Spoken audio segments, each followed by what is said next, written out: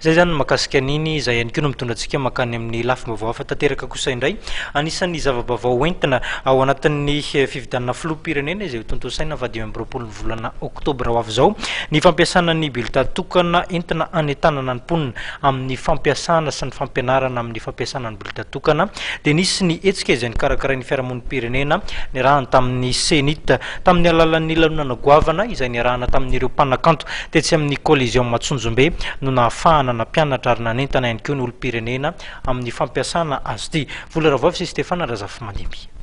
Manandanja ny safidiko io no lohateny nampitondrena ny hetsika fanombohan'ny fanentanana momba ny fifidianana indrindra ny fampiasana ny bulletin tokana izay nikarakarain'ny senita niaraka tamin'ny fandarana SAPASEM sy ny vondrona Europeana notanterahana teto amin'ny collision Matsonjombe. Nampianarina ny olona teto ny fampiasana ny bulletin tokana izay nisan'ny zava-baovao anatin'ny fifidianana filoham-pirenena tontosaina 5 oktobra. Misy faritra ao efa natokana ametrahana zany le marque fanandrify amin'le candidat zay iantefaniny safidin'le mpifidy.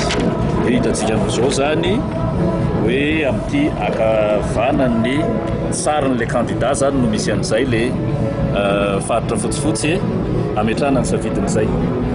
Ny ezahana fotsiny zany dia mba ho tafapetraka tsara tafiditra ao anatin'ireny faritra tsirairay avy reny arakaraka ny safidin'le mpifidy zany ny marika zay ataony.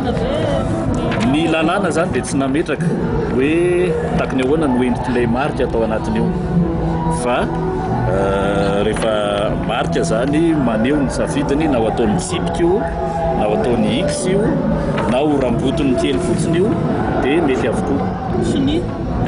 Ny ezahana fotsiny zany ao anatin'izay rehetrarehetra zay dia ny arovana ny tsy ambaratelo ny fifidianana.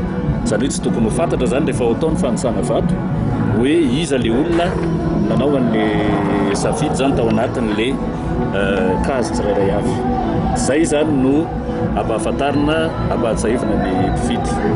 Rehefa avy eo moa zany ny amin'ny hoe takony ahoana ny vatomaty sy ny vatomanan-kery indray zany dia anjaran'ny mpanisa vato sy ny tompony andraikitra ny fifidianana sy ny any amin'ny fitsarana manokana amin'ny sahana ny fifidianana no mahafantatra an'izay. Aforitra manaraka ny alavany zany hoe na ity amin'ny ilany akavia ity zany na amin'ity ilany akavanany ity no aforitra voalohany dia mety avokoa fa aforitra zany manaraka ny alavany makeo ampovoany. Izay zany le izy. Dia rehefa avy eo zany dia aforitra indray koa zany ny atao amin'ny ilany makeo ampovoany. Dia rehefa vita izay dia aforitra amin'izay zany toy izao. Tsisy valopitsony iny zany no alatsaka ao anatin'ny vata fanadisam-bato. Ny olona tonga teto Antsonjombe dia efa anampiatra avy hatrany ny fomba fampiasan'ny bulletin tokana ary nitondra anjara birikiny tamin'ny fanentanana ny artista isan-karazany. Zay dia le valy ambany makeo ambony ohatr'izao. Ianao koa avoritra be novanao vona nahitanao ny ana avoritra be any ihany. Ohatrany ataon'ny vehivavy milamina tsara. Rehefa avy eo izy dia lasa sahala amin'ity. Atsofoka ao anaty lavaka. Antsoina mitensika hoe lavature. Mora mihitsy. Mora ho aty amin'ny aty andrenivohitra fa ny any ambanivohitra tena sarosarotra. Mazava fa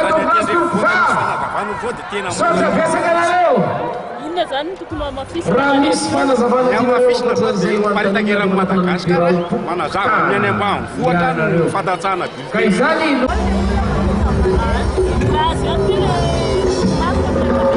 tsara misy tena mazava tsara zany le fanazavana androany mety tsara rehetrarehetra be eritreretinao hoe afaka mahazo ave izy.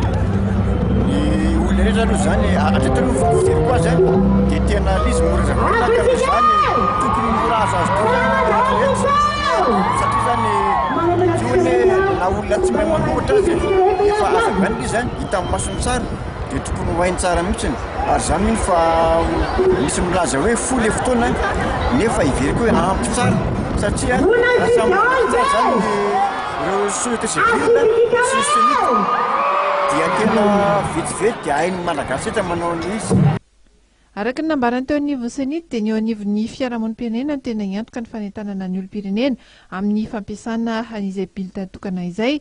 Nisy ihany koa ny spécimen manokana natota ho an'ny candidat ary afaka anaovan'izy ireo fanentanana ny mpifidy mandritra ny fampelezan-kevitra izay sokatra ny talata 24 septambra ho avy izao.